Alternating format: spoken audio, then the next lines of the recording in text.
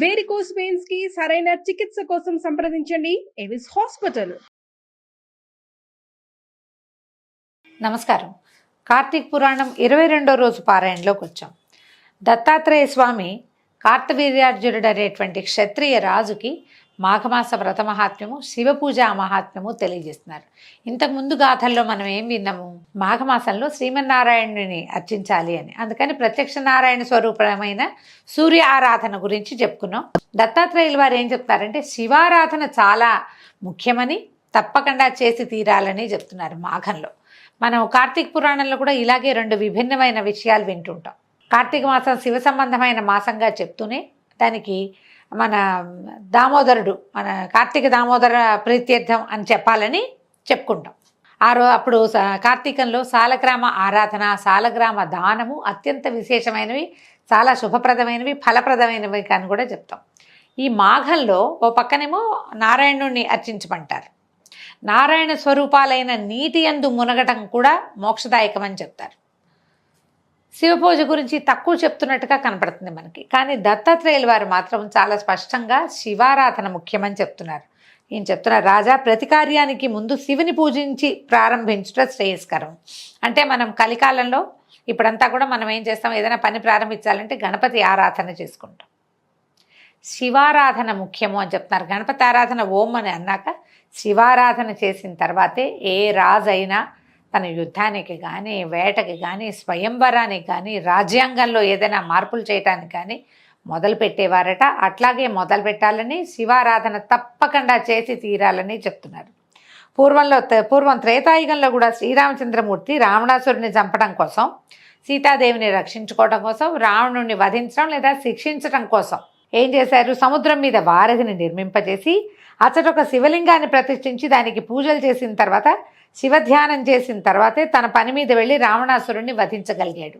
అయితే మనకి రామాయణం ప్రకారం ఈయన ఏదో ఆరాధన చేసేవాళ్ళు, కానీ రాముల వారు ఇలా కనపడదు. ముందే శివ పూజ చేసి వెళ్ళాడు అనేది మనకు తెలీదు. కానీ ఆరాధన మాత్రం తప్పకుండా చేసేవారు. సముద్రుణ్ణి అడిగి ప్రాయోపవేశం చేస్తానని చేసి అతని మీద విల్లు ఎక్కుపెట్టి అతనిని ఒప్పించి ఇది వేశారు, వారధి వేశారు. వేసిన తర్వాత రావణాసురుడిని వధించారు. సీతాదేవిని వెనక్కి తెచ్చుకున్నారు.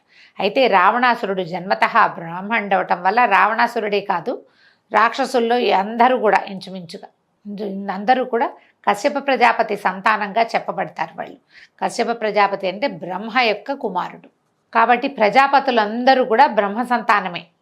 ప్రజాపతులది ఏంటి, ప్రపంచాన్ని పెంచండి అని చెప్పి వీళ్ళకి ఆజ్ఞిస్తే ఆ రకంగా దేవతలు, రాక్షసులు, దానవులు వీళ్ళందరూ పుట్టారు.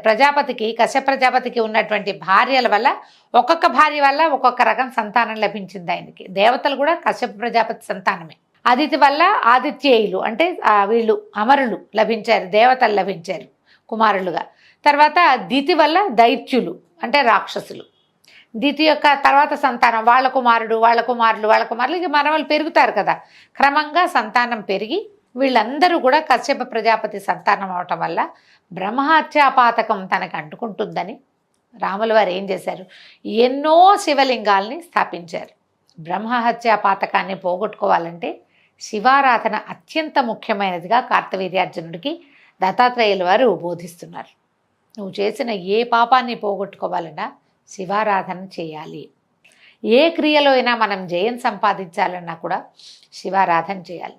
శివారాధనతో అటాచ్మెంట్ కలిగినటువంటి ఒక ప్రత్యేక ఆరాధన గంగా నదిలో స్నానము, శివార్చన. ఈ రెండు మోక్షప్రదాలు మనకి చాలా చెప్పబడ్డాయండి, మోక్షదాయకమైన విషయాలు. అందులో ఈ రెండు ఒక ప్రత్యేక కాంబినేషన్గా చెప్తారనమాట. దీనికి ఏం చెప్తున్నారు మనం చూడండి. మన శ్రీలంకకి దగ్గరలో ఉన్న రామేశ్వరంలో రామేశ్వరలింగం శ్రీరాముడు ప్రతిష్ఠ చేసింది. ఆంజనేయ స్వామిని పంపించి శివలింగాన్ని తేవడానికి పంపించారు. స్ఫటికలింగాన్ని తెచ్చాడు ఆయన వచ్చే లోపల ముహూర్తం మించిపోతుందని సీతాదేవి తయారు చేసిన సైకత లింగాన్ని అంటే ఇసుక లింగాన్నే రామేశ్వరంలో గర్భగృహంలో ప్రతిష్ఠ చేశారు శ్రీరాముల వారు. తర్వాత వచ్చిన ఆంజనేయ స్వామికి కష్టం కలగకుండా ఆయన తెచ్చిన శివలింగాన్ని కూడా ఇంకో చోట ప్రతిష్ఠ చేశారు. రెండు లింగాలు చూడాలి మనం. ఆంజనేయుల వారు తెచ్చింది చూడాలి, సీతాదేవి ప్రతిష్ఠ చేసింది చూడాలి. రెండు రాముల వారితోటే ప్రతిష్ఠ చేయబడ్డాయి. చాలా విశేషంగా కనపడుతుంది. ఇట్లా మనకి హైదరాబాద్ చుట్టుపక్కల ప్రాంతాల్లో కీసరగుట్టలో కూడా రాముల వారి ప్రతిష్ఠ చేసిన శివలింగం ఉందని చెప్తారు. ఈ రామేశ్వర లింగాలు ఎన్ని ఉన్నాయో భారతదేశం అంతా ఆయన తిరిగి వచ్చేటప్పుడు అయోధ్యకి చేరే లోపల చాలా చోట్ల శివలింగాలు ప్రతిష్ఠ చేశారు. ప్రత్యేకంగా చెప్పబడతాయన్నమాట. అయితే ఎందుకని బ్రహ్మహత్యా పాతకాన్ని పోగొట్టుకోవటం కోసం రాముల వారు ఈ పని చేశారనమాట. ద్వాపర యుగంలో కూడా అర్జునుడు పెద్ద యుద్ధ సమయాలప్పుడు శివుని పూజించిన తర్వాతే యుద్ధరంగానికి వెళ్ళేవాడు. పరమేశ్వరుని పూజించి పనులు ప్రారంభించి కృతకృత్యులైన వారు ఎందరో ఉన్నారు.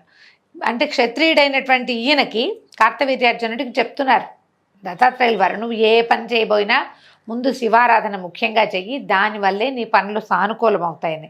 స్త్రీలెందరో కూడా తమ శివ పూజలు చేసి తమ కోరికల్ని నెరవేర్చుకున్నారు. కావున పూజల యందు శివపూజ అత్యంత శ్రేష్టమైనది, నదుల యందు గంగా నది అత్యంత శ్రేష్టమైనది.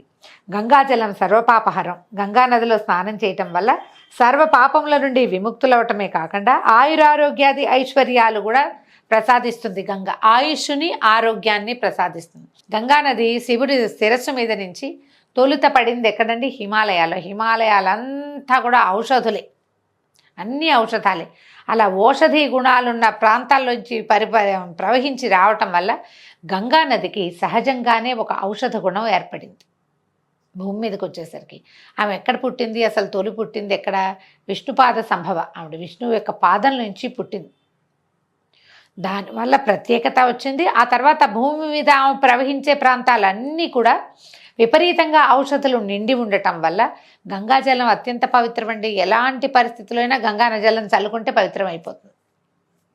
ఇక మడి మైలా లేదు గంగకి, అంత ప్రత్యేకమైంది. ఒకటి విష్ణువు యందు జన్మించటము, రెండోది శివుని మీద నుంచి ప్రవహించటము. ఈ రెండు దాంతోపాటు హిమాలయాల్లో ప్రవహించి మనకు అందటం వల్ల ఔషధ గుణాలు కూడా వచ్చినాయి. పవిత్ర గుణమే కాకుండా ఔషధ గుణం కూడా వచ్చింది. కాబట్టి ఆయుష్ ఆరోగ్యము రెండూ పెంపొందుతాయి గంగానది స్నానం వల్ల. గంగాజలం సర్వరోగ నివారిణి. పవిత్ర గంగానదిలో స్నానం చేస్తే మోక్ష సిద్ధి కలుగుతుంది. శివుని శిరస్సు మీద ఉండి క్షణక్షణము పరమేశ్వరునినే ప్రక్షాళన గావించేటువంటి గంగాజలము అల్పులని ఆదుకొని వారిని సర్వపాప విముక్తుల్ని చేస్తుంది. మనలాంటి వాళ్ళకి గంగే మోక్షకారకం.